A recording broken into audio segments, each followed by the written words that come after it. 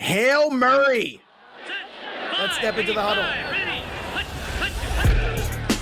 You're listening to the PreSnap Podcast, brought to you by LineStar app, the top-rated DFS tool set and #1 companion for DraftKings, FanDuel, and Yahoo Daily Fantasy. Go LineStar Premium now at LineStarApp.com. Now here are your hosts, fantasy football experts Joe Pisapia and Scott Bogman. Hey, yo, what's up, everybody? It's me, Joey P, Joe Pisapia, and welcome to the PreSnap right here on the LineStar app. It is me.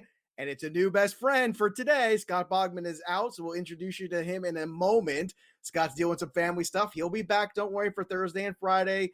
Everyone calm down. Don't lose your minds. Don't worry. The team isn't breaking up.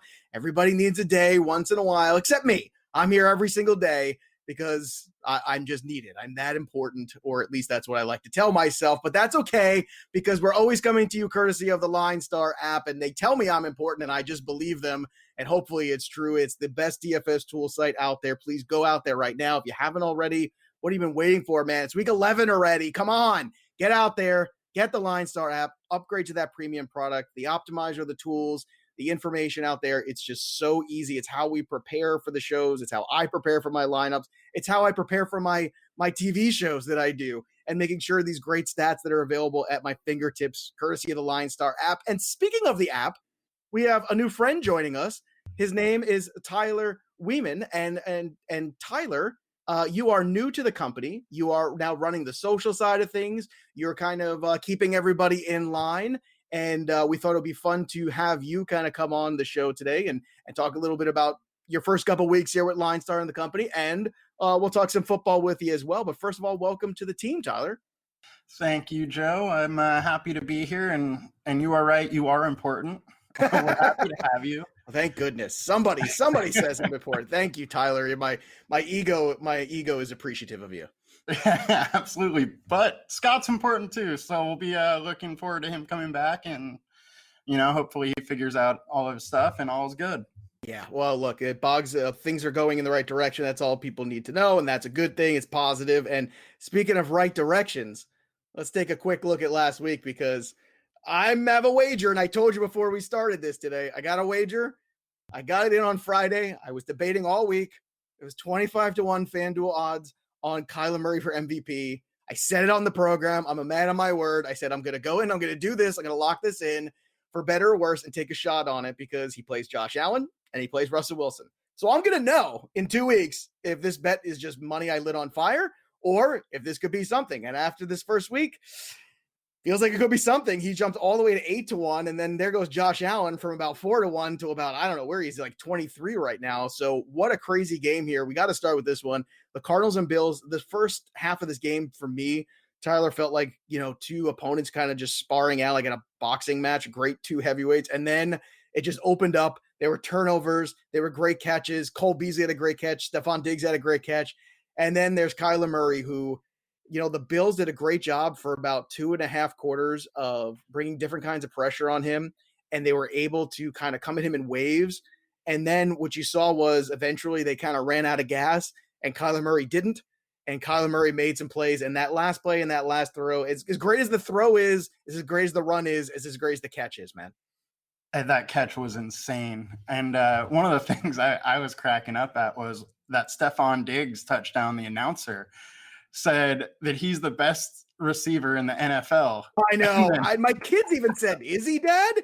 Then I said, "No, he's very good, but he's not in that conversation for best." Now, look, he might have the most receptions and targets and all that, but best is a very careful word. Yes. And then a couple minutes later, Hopkins just like, "Hey, hold my beer." Pretty much. And it's funny too. I'm watching that game with my daughters, and they came down to watch the very end of it with me. And at 30 seconds when he caught that ball, they said, "Okay, is it over now?" And I said, no, Kyler Murray's got the ball. Anything can happen. And sure enough, and they could not believe what they were seeing. And I couldn't believe what we were seeing, but it was great fun. I'm sorry it was at the expense of the Bills fans everywhere, but these things happen. Going through rest of the things too. Obviously, the other big news to come out of this week is the Drew Brees injury. Now, they won the game, but I'm worried about them winning the battle and losing the war here. 49ers, we're not ready for the Saints. 49ers are done. I think we can stick a fork in them officially, but Drew Brees is going to miss a fair amount of time here. He's got a collapsed lung. He's got broken ribs. He's got all kinds of issues here. And it seems like, at least as of this recording, Tyler, the people are a little hesitant in New Orleans to go and anoint a starting quarterback for the next couple weeks. What does this mean for you here, not only with the Saints, but also with these two quarterbacks, with Winston and with Taysom Hill, if indeed one of these guys or a split is going to be how they run this? It's really interesting, right? Especially because next week we're going up against Atlanta. Right. So you have one of the best matchups. But yeah, I think there has to be some sort of split, right? Taysom Hill already was coming in the red zone a lot. So that may continue, maybe, up his percentage of snaps there and see what they have there. Well, Taysom Hill still qualifies on FanDuel at tight end for 4,500. So I said it last week, and I said it with seriousness because I had him in a couple of lineups, and I'm gonna have him this week too, because if he's gonna touch the football more, Tyler, I mean, at 4,500 as a free square tight end, I don't know. I feel like you could do worse. Like, there's touchdown equity there. Absolutely. Also, to note that for a lot of the season-long leagues, you can get him at tight end. Right. Yeah. And I heard ESPN's now making quarterback eligible. So lots of wacky things going on there. Tom Brady got his revenge on the Carolina Panthers, took it out on the Panthers and spread the ball all over the place. And had he not lost 2 games to the New Orleans Saints, maybe Tom Brady would be a little bit more discussed in the MVP voting, but I think those 2 games kind of are, black marks basically on them. You had a squeaker there with the Lions in Washington. Well, the Lions actually held on to a game, believe it or not. Couldn't believe that. The Eagles got healthy, but it didn't matter because those pesky Giants, who are cover machines, and Bogman and I talk about this every single Friday, and sure enough, they covered again. And I know Zach Ertz now they're going to have more toys. They're going to have Zach Ertz hopefully coming soon. And I guess here's the question. Does it matter, Tyler? Like, can the Eagles have full strength, and does it matter? Because at the end of the day, the offensive line's terrible, and Wentz has played just awful football and totally regressed from where he was 2 years ago. Bottom line is their division's terrible. This is true. 6 wins, 7 wins could take the division. Oh, 6 win playoff team. Let that sink in for a second, Tyler. 6 wins are going to get you in the playoffs. 2020 sucks. Hey, whoever faces them in the playoffs should just get a bye. Game shouldn't happen. Yeah, don't make them play. That doesn't. You're right. You're probably onto something. If you end up playing, whoever wins the NFC East should just get a trophy for participating, and then just not play the game. There's no reason. It's just unless it's the Giants, in which case cover. Just bet on the Giants side of the thing to cover. In which case they will, because that's what they do. Packers and Jags. Look, this one, the Jaguars hung in this a little longer than the Packers should have let them, which is a little annoying. But at the end of the day, the Packers got it done. The Chargers continue to just fall off. But defensively, I mean, Anthony Lynn's going to have to answer for this. But look, it's a 5th straight win for the Dolphins, getting it done again on special teams. Salvon Ahmed. Look, I'm a big football guy, bigger than most. I had no idea who this guy was, Tyler. I mean, at a certain point, I think we look up and we just throw our hands up and go, okay. I mean, Alex Collins, Salvon Ahmed, and Alfred Morris all played on Sunday. Let that kind of simmer for you too. Absolutely. Sports, I've rendered you speechless. I understand, because what can you say about those 3 guys? Like, where'd that come from? Totally. I knew there was something up when I saw Howard was inactive. On Sunday, but I did not expect that out of Ahmed. Other thing to note is Tua, 3-0, 5 touchdowns, no interceptions. Yeah, not prolific, but certainly efficient, I guess is the best way to put it so far. I was totally against the benching of Fitzmagic, and Miami's proven me wrong, maybe. I was all for. And I still was skeptical. Like I said, okay, especially at that first game, but they didn't need Tua to do too much. But look, it's working, and this is the future for the Dolphins, and the Dolphins are right there. They're in the hunt for playoffs, and so are the the Las Vegas Raiders. They pounded on the Broncos. It's not too surprising. Josh Jacobs had a good game in this one. A bad game for Russell Wilson, though. 7 turnovers in the last 2 games. Seahawks, I mean, we always make fun of them and we target them, obviously, because the defense has been so bad. But at a certain point now, I feel like it's taking its toll on Russell Wilson. I think the injuries to the run game are taking its toll on Russell Wilson. I feel like everything's kind of going the wrong direction. And now they got a short week here, which is either the best thing in the world or it could be their death knell. I'm curious what your thoughts are as we approach this, because the Seahawks kind of feel like they are hit a rut. And do you think that Wilson can just carry them out of it? Or do you think that this is just the accumulation of bad defense, no run game, and Russell Wilson just having too much on his shoulders to overcome? Well, I think some teams are just figuring out defense against Seattle. Like if you Yeah. look, they had Ramsey shadowing Metcalf all game, and then there's 2 or 3 guys on Lockett. So without those two, where's Wilson going to go? Yeah, it's a good point. I mean, it's not like the tight ends do much there, and Moore's good for that one-off. This is kind of tough. Like it's a weird spot. And look, not every team has Ramsey that can stop a guy. And I'll take the heat on this one. I was wrong. I thought that Ramsey would give up 1 or 2 big plays there. And there were moments when DK was open, but Russ could not find him. Joe Burrow and the Bengals could not find the field against the Steelers. They got blown out. They were just outclassed in that game, but T. Higgins was still good. Deontay Johnson, one of our favorites from Thursday's show, was good, so that's a positive. And look, the last couple here with the primetime games, the Pats and the Ravens, the Patriots should run the football and play defense. That's all they're capable of doing, and when they can do that effectively, they can be competitive in games, and they're going to have a lot of chance to do that this week against the Texans. We'll get to them in a second. And the Vikings continue to be that thing, and can't wait. I cannot wait for Thursday and Friday, Tyler, where I get to rub it in Bogman's face against the Vikings, because I keep telling you, they've got this cushy schedule. They're in control of their own destiny. They play the Bears twice. They had to play Green Bay. They beat Green Bay. They have to play the Lions twice. They basically get to go 3-1 against the Bears and Lions. They're already 2-0 against them. Then they got Dallas, they got Jacksonville, and they got Carolina the next couple of games. Forget it. It's in the driver's seat. Kirk Cousins and Dalvin Cook are in the driver's seat. I love it. And I just think they're going to backdoor their way into a playoff spot. Let's talk a little bit about what went right and wrong. I was right about Kareem Hunt and Chubb, even though the weather was bad. Both these guys were good. Just like McCaffrey 2 weeks ago, if a guy's back, play him in DFS. You don't know when he's going to come back again. Look at CMC. Take your shot, right? Shoot your shot, baby. Kareem Hunt and Chubb both had 100 yards rushing in that game. Kyler Murray was very good. Kirk was a disappointment, unfortunately. Deontay Johnson was not. He was very good. T. Higgins was very good, too. But here we go again, Tyler. The winning lineup on FanDuel: Josh Allen, very chalky. Josh Jacobs, very chalky. Claypool, Diggs, Beasley, Hunter Henry, Kamara, and the Raiders. What was the one-off?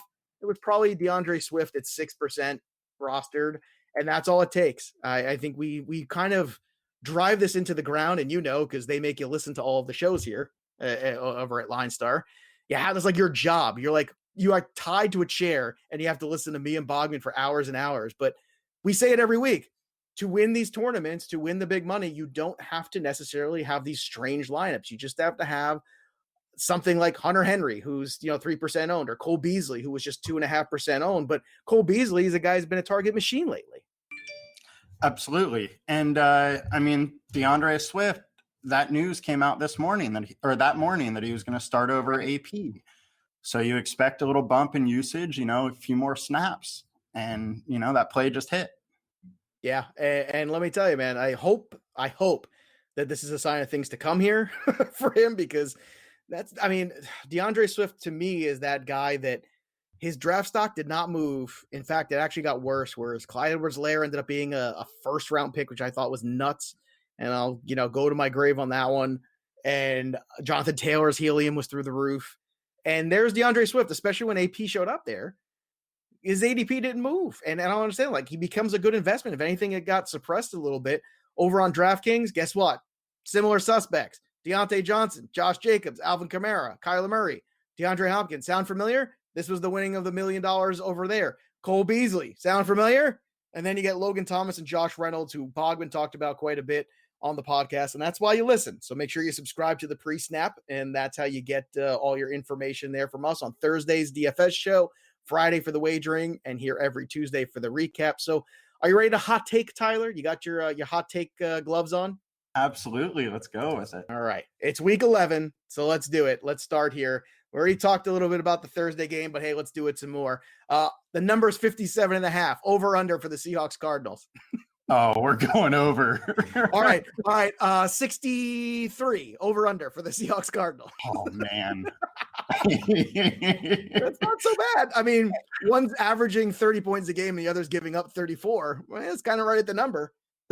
Totally. I don't know if I can take 63 though. That's high. All right. Well, luckily 57.5 is the actual number, and I'm just breaking your chops. But look, I'll put you to it just for fun. I think Kyler Murray and the Cardinals, I think they might be like the New Orleans version, and maybe I'm wrong. Maybe they're New Orleans to the Buccaneers, where there's just like some teams that just own you for some reason.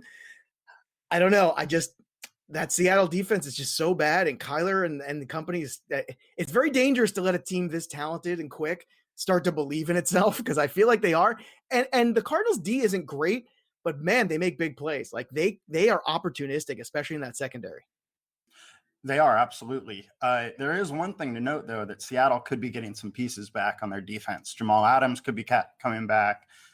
Snacks Harrison, came back. Right. Well, Adams is actually back this week, and here's the sad part about this. He leads the team in sacks with 5.5. Like there you go. That's all you need to know about the Seattle defense. That a safety leads the team in sacks, and he has how many weeks does he miss? 4? Yeah.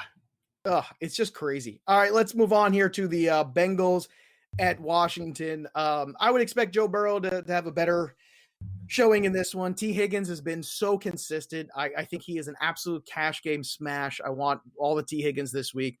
What did you think about that Washington run game? I know Detroit's terrible against the run, but were you impressed at all enough to maybe take a double dip here against the Bengals this week? I actually like this game for the main slate. I think both teams play at a little bit of a higher pace. Mm-hmm. And on the main slate, without, as we talked pre-show, we don't have Seattle. We don't have Arizona. We don't have Buffalo. We don't have Tampa Bay. We don't have the Rams. Yeah, we don't have a lot. So we're a little struggling, to find those high-scoring games. And I think this one could be an over on 46. Yeah, I definitely see this with that kind of potential too. And the Saints game with the Falcons up next is another fascinating one because, Winston, certainly from a fantasy standpoint, is interesting. I just want to make sure that he's the guy. And I think that unknown really starts to worry me. Now, I'm not undecided about Kamara in this game. I would pay up for Kamara this week, just like I paid up for him last week. There's so few running backs that make a difference. There's so few top tier guys that you have to kind of go all in when you have one or two. And 2 weeks ago, it was CMC and Kamara in the winning lineups everywhere. So if you had those two guys, you have enough value at wide receiver with guys like Higgins and Deontay Johnson that you can make it work. What do you think about the Falcons on the other side of this, who have played much better recently? I don't know at this point if we're going to have Ridley back, but at least it seems like the Falcons have gotten back on track since they got rid of Dan Quinn. Yeah, I think that without Breeze, they're going to keep it competitive. They've kept every game competitive. So I'm definitely interested. I would be more interested if Ridley is there. Yeah, me too. I have all the Calvin Ridley shares. Please, Calvin, get healthy. For the love of God, I need you back in a lot of those leagues. I need you so bad. I need so bad. Steelers at Jaguars. Look, this certainly seems like another game where the Steelers are just in a different class than the Jags. But James Robinson, that he's like the little engine that could this year, that guy. Or would you still think there's any contrarian love here with Robinson or any other Jags? I do like some Jags, especially if Chenault is still out. Mm-hmm. Then Chris Conley and Keelan Cole, as far as value plays, I love both of them. Jags are probably going to be throwing a lot. And again, Pittsburgh's a higher paced team, even though they have that good defense. Yeah. So. Yeah. Pats are going to see if they can literally keep running the ball all the way to Houston. They're going to take on the Texans, Texans are god awful against the run. Just go look at last week. They gave up 200 yards to two guys. But here's the thing. Like I'm in on Damian Harris this week, who's going to be a good value. I'm not in on Cam just because it's Cam and I can't get there right now, even though they are playing a little bit better. But what's your take on the Texans side of this game too? Because look, outside of last week, and you can't put too much on that because of the weather impact, Deshaun's been really good. Fuller's been really good. I mean, the run game now being non-existent, I mean, is it just as easy as, Fuller, Cooks, and Deshaun, and that's actually still pretty valuable? I mean, I think you got to take a shot with both those guys, or all three of those guys, really. But it's going to be a slower paced game. The total is probably going to be a little lower. So I wouldn't be stacking them, but I would have a little piece. A little side. Well, Tyler likes a little side piece. That's what he likes. A little side piece. Don't worry, we won't tell anybody. It's fine. Eagles, and I guess all the toys against the Browns, and the Browns just keep running and running and running. And this is going to be fascinating because Myles Garrett is played fantastic this year. The Eagles O-line is awful. I actually got to tell you, man, with the way Carson Wentz is playing, I think the Browns are like the sneaky defense of the week, bro. What do you think? They could be. That's pretty good. It doesn't feel like a hot take. I mean, 3 sacks, 7 games in a row for Wentz.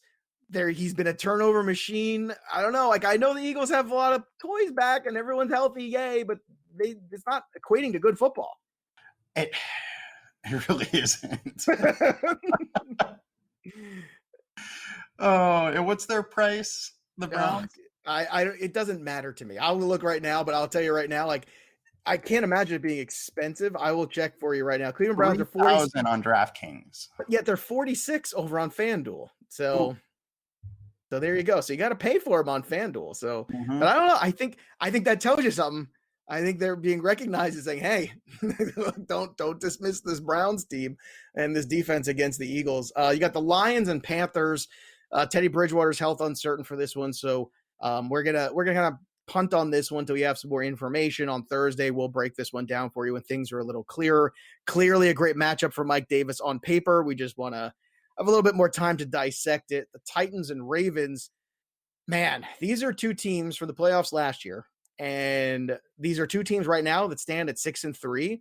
But is it just me, or do both of these teams kind of feel like a lame 6-3? Like, it's just very, like, they keep losing to good teams. And you look at where they are right now, and the Ravens are one of the worst teams in terms of passing yards. They have the 3rd lowest in the league. The Titans special teams are a complete hot mess. It makes them very difficult to bet. So what's going to happen here with Ravens and Titans? Give me the hot take. Give me hot take Tyler on Titans Ravens. Do you see one of these teams just blowing the other one out, or is this another nail biter to the end? Unfortunately, I think this is a nail biter to the end. Baltimore doesn't get blown out really. They keep games close. They slow the pace of play, and it's really going to come down to Derrick Henry versus the running game of Baltimore. Yeah, and look, the running game of Baltimore hasn't been great. Let's be honest. They've had a couple of good moments, but at this point, I don't know what you have to lose by just letting Lamar just throw the ball downfield. Just take some shots. Let's get aggressive. Let's get nuts and take some shots, because the Titans defense has given up big plays this year. They played better last Thursday. I want to give them credit, because even though they lost, they did play much better defensively. And then all of a sudden, that 5-minute period where the bad punt followed by the missed field goal, followed by the interception, all that, this is the bad 5 minutes of football cost them that game. But this is a tough one for me too, man. I struggle. And if I'm the Titans, I get back to Derrick Henry, 25 carries, and I try to support the defense that way and keep Lamar off the field. The winless Jets will take on the 2-win Chargers. I know you're excited about this one, Tyler. Who wouldn't be? But are there some sneaky fun pieces in this one? Like maybe this is the Herbert, Keenan Allen continuing to roll against the Jets here. Perryman and Mims have shown you a little bit here with the Jets. What are your thoughts on Chargers Jets? Yeah, I mean, the Chargers have been giving up points, so the Jets could definitely have some sneaky pieces. Charger-wise, I would have to bet on the running game for them on this one. Whoever is going to be starting, if Jackson's back. Kalen Balaj. Oh, I just got the goosebumps up and down. Like I can't even. It's chilling. I don't know what's scarier, Kalen Balaj or what's left in some of these other backfields. Like it's just crazy to me, like where they're at right now. It is, but I mean, Chargers should be able to win this game. You would think. They don't give up on the run. So, well, I'm gonna tell you, Chargers. It's just tough because Herbert's played so well, but at the same time, he's still got some rookie warts on him, and that defense just collapses at the end of games. it's pathetic. And Anthony Lynn's a really good football coach. And I don't know what's going on there. And if it's a scheme issue, if it's a talent issue, or what's happening, because it seems like it got good names on that defense, but they just don't come up with the big plays when they need to. Unlike the Dolphins, who are 6-3, taking on the 3-6 Broncos. From a DFS standpoint, I always struggle with this one, but I'll put this to you: as the Dolphins defense, another defense this week to keep your eye on. Absolutely. Yeah, absolutely. I mean, they get aggressive, they go after big plays, and that's what you want to score points in DFS. Now they're even more expensive, by the way, that on FanDuel. They're 48, just to give you a little for instance there. I mean, that's kind of crazy. Like, where are we right now where the Dolphins are the second most expensive defense behind the Steelers on FanDuel this week? That is crazy. I mean, I think you can make the justification for paying the $200 more for the Steelers against Jacksonville, but still, just to be different, it's kind of fascinating how they're like right there. The Cowboys and Vikings, they've won 3 in a row. Don't look now. Look at them Vikings. I don't know who's playing quarterback for the Cowboys. Dalton came back to practice today. I think it should be Gilbert, personally. I mean, what's the point here? You might as well evaluate Gilbert a little bit, see what he is. I think he gives you the best chance to win. And this should be a great game for Dalvin Cook, you would think. Jefferson had his 4th 100-yard game. Cowboys defense has been terrible, although they did play better 2 weeks ago against the Pittsburgh Steelers. They played a little of that Bears 46, which was interesting, a little bit more pressure, closing up the gaps, at least worked for the first half. So do you think this is another win in a row here for the Vikings? And who do you think plays quarterback for the Cowboys? I do think it's another win for the Vikings. Dallas can't get anything going. No. I think it's going to be Dalton, though. Oh, well, that's definitely a win for the Vikings. Let me tell you. Not that I think Gilbert is great, but I don't know, man. Like, Gilbert at least made the ancillary pieces useful again. Like CeeDee Lamb was useful again, and that's, maybe I'm just being selfish here, Tyler. I don't know, but do you think that's the right call though? Like, if you're head coach of the Cowboys, do you think Dalton go back to the veteran is the right thing to do, or do you take what you saw out of Gilbert and say, hey, let's give this guy another chance to see what happens? You know, I mean, at this point, the Cowboys should just be losing to get a better draft pick. But are they in the East still? I mean, they're only a game out. They're not going to do anything in the playoffs without Prescott. Right. It's true. This is true. Packers at Colts. Now, this is a fascinating one. This is the 425 game that I've got my eyes on, because this feels like playoff football here. You know, you got one of the better teams in the AFC versus one of the better teams in the NFC. Colts defense, since Darius Leonard's come back, has played really well. You've seen Michael Pittman start to emerge a little bit. I really like Pittman even this week. I desperately need somebody. He's just 55 on FanDuel. I think that's a sneaky play this week. Hines has played great. And I guess the big question is, MVS has been good the last 2 weeks. The 2 weeks before he was terrible. Is this just where we live? Is he a GPP guy, or are we starting to see MVS and Marquez Valdes-Scantling? I mean, for those who don't know the cool nicknames, do you think that MVS is starting to emerge as that true number 2 guy, and that's why they did not make the trade at the deadline? No, I think he's a deep threat, and he's a GPP play. When he hits, I hit big. He's like Will Fuller light, right? Like he's kind of, yeah. And which is ironic because they tried to trade for the real Will Fuller, and that didn't work out. Like, no, right. We're good. We've got the low carb version, Will Fuller. We'll stick with MVS. He's the Michelob Ultra of wide receivers. That's what he is. Have you heard if Lazard is coming back this week? There's still the rumors. They're hoping. But you know, we can. I didn't think he would play again at all this year, because core muscle surgery is one of those things that, like, I remember when Justin Verlander had it, and he wasn't right for 2 years. I've seen other guys have the same surgery, and it takes a long time. It is a serious surgery. When they said he's out indefinitely, I said, well, he's probably done for the year. And then they said, oh, no, he's going to come back. And I said, okay, well, that's surprising, because it's core muscle surgery, and it's not something usually you get and then bounce back right away. But even if Lazard was back, I wouldn't touch him. I think you're right. It's the Packers. Here's a question. Would you fade all the Packers against this Colts defense? No. Okay. I think you can absolutely attack the defense. They are good with Leonard being there, but I don't think they're what we thought they were in the beginning of the season.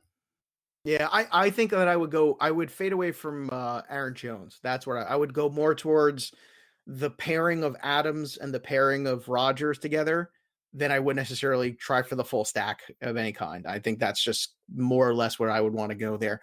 And then we got the primetime games. You got the Chiefs and Raiders. Hey, give the Raiders credit. This year, they're winning games they're supposed to win. Now, they already beat the Chiefs once. This is the Chiefs coming off a bye with Andy Reid, which is usually pretty ugly if you go back and look historically. So it's a good thing the Raiders got it when they did. And then you got the Monday night game, the Rams at the Bucs. So what do you take out of the Bucs backfield now with Ronald Jones? He fumbled the ball. They went back to him and he rewarded them. Is it now his backfield? I know every week we ask this question. Is it now this guy's backfield? Is it Fournette's backfield? Is it Ronald Jones? Is it Ronald Jones' backfield finally? Have we come to this decision at week 11 or does it just not matter? I think it's been his backfield. It's just That's they fair. get behind. And because they get behind, they bring in their pass catching back, who happens to be Fournette. Yeah. I've been miserable with the Rams all year. They're 6-3. I've probably been wrong about them every single week. I cannot pick the Rams. They're my New Orleans Saints. They're my kryptonite. Who are the Rams? This running back committee, do you think this Aaron Donald and some decent enough quarterback play from Goff is going to be enough at the end of the day? Or do you think that they fall behind the Seahawks and fall behind the Cardinals in this division eventually? I think they're there. Their defense is much better than the Cardinals and the Seahawks, but their offense isn't quite as explosive. So to really do it, they're going to have to slow those games down and make sure Seahawks or Cardinals can't put up 35 on them. Yeah, sounds about right. All right. Tyler, tell us all what's going on at LineStar, what you guys got going on exciting over there, especially as we're on the precipice of, playoffs are not that far away and there's plenty of DFS left to play here. And also for a lot of people out there who may be just starting to, check out of some of their season-long leagues because things have not gone well because it's been 2020 and maybe you're thinking about playing some more daily fantasy. How can LineStar kind of be a help to everybody? LineStar can be a help to everybody. It has, all the data you need at your fingertips to research anything you need to. And it's cheaper than all the competitors. Yeah, so there you go. Give you a good advantage there. So basically it's better and cheaper, which I don't know if there's a more American thing you could possibly lay out there. I mean, look, a better and cheaper. God bless America. Tyler, God bless you for filling in for Scott Bogman. Boggs and I will be back on Thursday to break down the full DFS slate for you. We'll also be here next week with the holiday too. Don't worry, we're not going anywhere. We'll have all those shows in the can, ready to go. So Thursday, if your family's annoying, you could turn on a DFS podcast and be in Bogman and tune everybody else out. If somebody runs out of mashed potatoes or something like that or whatever, you just got to take a walk to cool off because you can't handle any of the political conversation, then it's fine. That's what we're here for you. So we'll be back. Don't worry, we're not going anywhere. Tyler, I really appreciate you filling in here and welcome aboard to the team. And good on you for helping me out today. I really appreciate you sticking with me for this time. Absolutely, Joe. I'm very happy to be here. All right. And I want to thank Eric too from LineStar, who is the captain of our ship, who always keeps things going here. Been here for a couple of years now, and it's a great environment. And it starts at the top with Big E, as I like to call him here. And I'm going to call him Big E now forever, now that I've just done that on air. In the meantime, you can follow us on Twitter at LineStar app, at LineStar NFL, at Joe Pisapia 17. That'll do it for us. There's nothing left to do now except down, set, win. You've been listening to the PreSnap Podcast brought to you by LineStar. Hit subscribe, drop a review, tell a friend, and stay tuned for the next episode from fantasy football experts Joe Pisapia and Scott Bogman.